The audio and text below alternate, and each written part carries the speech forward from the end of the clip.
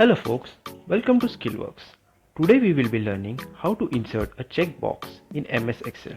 To do so, you will have to go to developer option. If you do not have your developer option switched on, right click anywhere in the ribbon. Go to customize the ribbon, tick the developer option.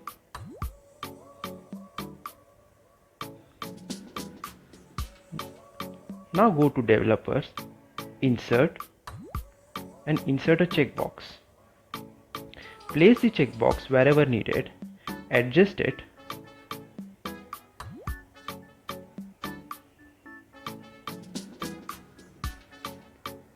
and remove the text.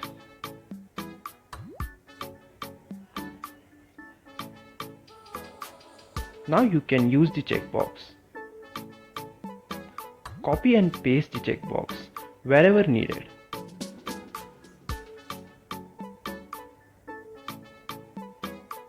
For more such content, like, share and subscribe to SkillWorks.